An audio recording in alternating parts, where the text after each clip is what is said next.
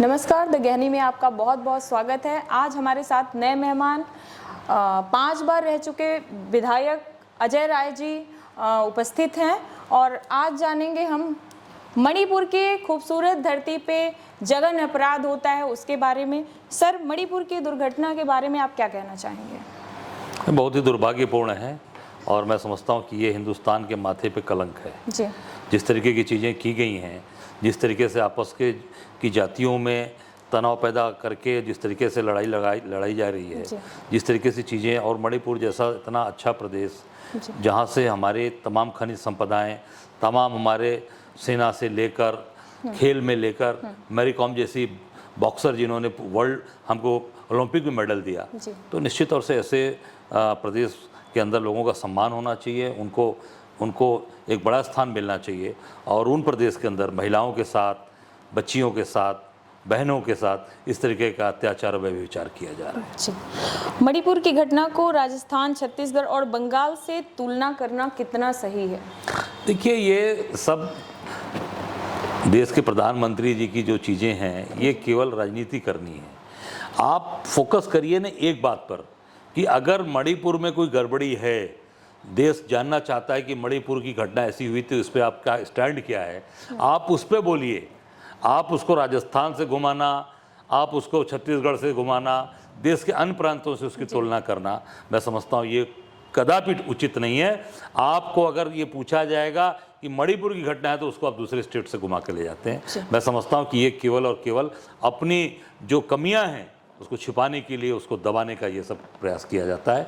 ये पूरी तरीके से जनता के सामने मणिपुर की सच्चाई लानी चाहिए आपको। प्रधानमंत्री जी का मणिपुर नहीं जाना एक नेता के तौर पर क्या दर्शाता है आपके विचार के अनुसार? देखिए, नेता के तौर पर नहीं, देश के प्रधानमंत्री को प्रधानमंत्री के तौर पर, जी, नेता की बात ही नहीं है। ये देश के प्राइम मिनिस्टर ऑफ इंडिया हैं और प्रधानमंत्री के तौर पर आप गार्जियन हैं इस देश के, नेशन के गार्जियन हैं। और वहाँ पर अगर आपके इस देश के एक ऐसे प्रमुख अंग पे प्रदेश में इस तरह की घटनाएं घट रही हैं, आपको जरूर जाकर वहाँ पर इस पर वार्ता करनी चाहिए थी। वार्ता के साथ साथ अपील करना चाहिए था कि इस तरह की चीज़ें समाज के अंदर ना हो, और इससे मैं इस प्रदेश के लोगों से अपील करता हूं और ताकि इन सब चीज़ें रोकी जाए। प्रधानमंत्री जी को फुर्सत ही नहीं है, वो पूरे देश और दुनिया घूम रहे हैं, देशाटन कर रहे हैं, मणिपुर से कुछ उनका लेना। महिलाओं की सशक्तिकरण और सुरक्षा बड़ी बड़ी बात बोलते हैं, बेटी बचाओ बेटी पढ़ाओ। ये बेटियों के साथ जिस तरीके का अत्याचार अन्याय हुआ है, हम लोग भी 30 साल, मेरी 30वां साल है पॉलिटिक्स में, ना हम लोगों ने कभी सुना है, ना कभी देखा है। न ईश्वर से प्रार्थना है कभी देखना पड़े ऐसी चीज़ें। मणिपुर पहलवानों की घटना, हाथरस कांड और भी बहुत सारे ऐसे मुद्दों पर विपक्ष एकजुट क्यों नहीं हो पाता है? विपक्ष लगातार मांग कर रहा है, विपक्ष को बाहर कर दिया जा रहा है। आप उठाकर देखिए, हर दल के लोग उसमें आ रहे हैं, चाहे वो एक कोई भी उस घटक दल हो। इवन मैं यहाँ तक कहूँ कि सपा हो, बसपा हो, कम्युनिस्ट के लोग हों, ममता जी हों, सभी लोग, नीतीश जी हों, सब लोग तो उसमें बोल रहे हैं। पर ये भारतीय जनता पार्टी की रणनीति है कि कहीं ईडी भेजना, कहीं सीबीआई भेजना। मैं भी कहीं पढ़ रहा था ये खबर कि सीबीआई को ये जो वीडियो आया है सीबीआई को दिया जाएगा, सीबीआई उसकी जांच करेगी। वो पता लगाइए कि उस तरह की घटना की क्यों ऐसी शुरुआत कैसे हुई, किस तरीके का तनाव बना हुआ प्रदेश में, उस पर जांच कराइए, उस पर सीबीआई की जांच कराइए कि केवल वीडियो की जांच आप कराएंगे। पूरे उस जो प्रदेश के अंदर जो एक तनाव बना, जो घटनाक्रम बना, उसकी पूरी जांच सीबीआई करे। आपको ये आदेश करना चाहिए। केवल पर्टिकुलर वीडियो की जांच करना, मैं समझता हूं कि ये तो बहुत ही हास्यास्पद है।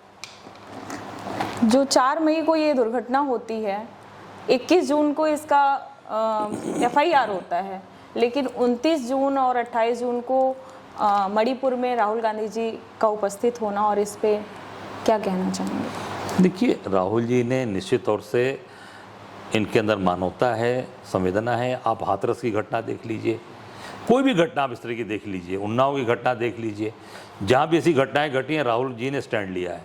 उन्नाव में भी आप देखिए जिस तरीके से घटना घटी, जिस तरीके से इन्होंने किसानों के ऊपर, इनके मंत्री के बेटे ने गाड़ी चढ़ाया, कहाँ था, लखीमपुर खीरी में। आप वो देखिए किसने उठाया, राहुल जी ने उठाया, प्रियंका जी ने उठाया, प्रियंका जी को गिरफ्तार किया गया उसमें। तो ये पूरी तरीके से चीज़ों को केवल दबाने का प्रयास किया जा रहा है। और राहुल जी जैसा संवेदनशील व्यक्ति जाता है, पहली बार गाड़ी से जाते हैं तो उनको रास्ता रोक कार्रवाई को रोक दिया जाता है कि नहीं आपकी जो है घटना घट सकती है, हमले हो सकते हैं। फिर वो हेलीकॉप्टर से जाते हैं, फिर वो मणिपुर की राजधानी से इम्फाल से हेलीकॉप्टर से जाते हैं, पर गए एक एक कैंप में गए, एक एक परिवार से मिले जो माएँ बहनें, जो जिनके बच्चे, जिनका कोख उजड़ गया, जिनके परिवार के साथ इस तरह के दुष्कर्म हुए, सब लोगों से मिला उन्होंने, सबके आंसू पोछे और सबको गले लगाया।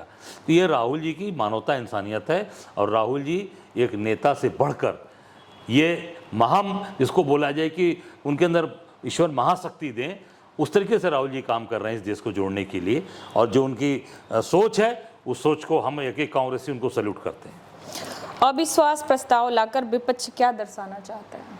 विपक्ष इनकी सारी चीज़ों को एक्सपोज करना चाहता है कि भारतीय जनता पार्टी को पूरी तरीके से हम लोकसभा और लोकसभा के बाहर इनको एक्सपोज करें, आम जनता को बतावें, इसलिए विपक्ष के लोग यह विश्वास प्रस्ताव लेकर आए।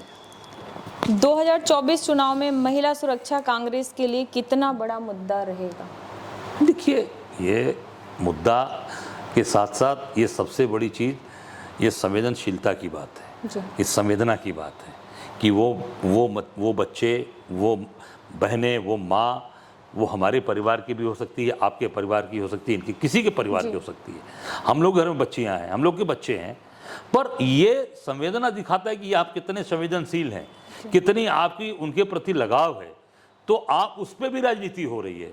तो मैं समझता हूँ 2024 नहीं, कांग्रेस के लिए शुरू से, जब से कांग्रेस ने जो है काम शुरू किया इस देश के अंदर, जब से वो आज़ादी की लड़ाई लड़ी है, उसमें उठाकर देख लीजिए, महिलाओं का बहुत बड़ा योगदान इस देश के लिए रहा है कि उनके खुद इनके परिवार की, नेहरू जी के परिवार की, विजया लक्ष्मी पंडित जी, पूरा उनका खानदान, पूरा परिवार इस देश के लिए समर्पित रहा है।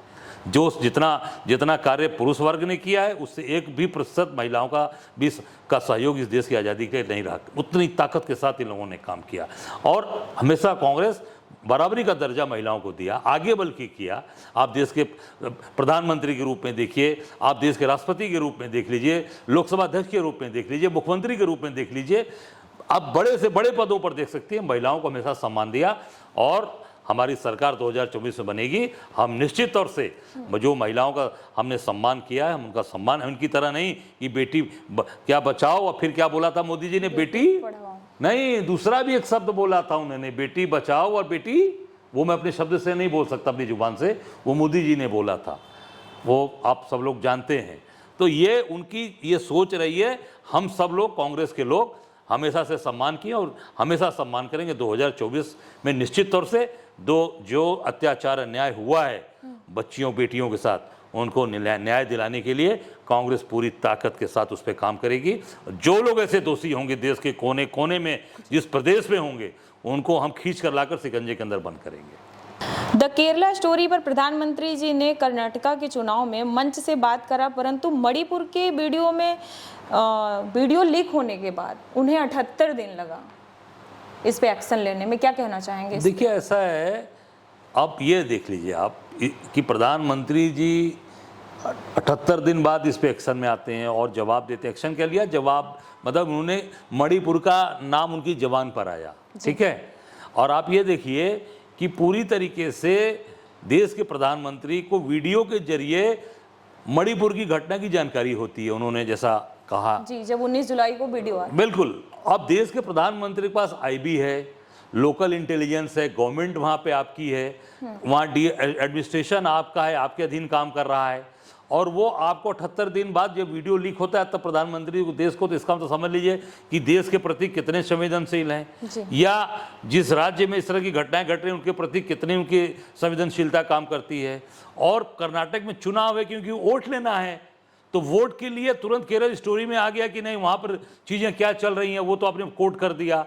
पर उससे जो स्थिति आपने बताया अपनी जबान से, मनगढ़ंत बात करके, उससे कई गुना ये जो है खराब स्थिति परिस्थिति मणिपुर के अंदर है।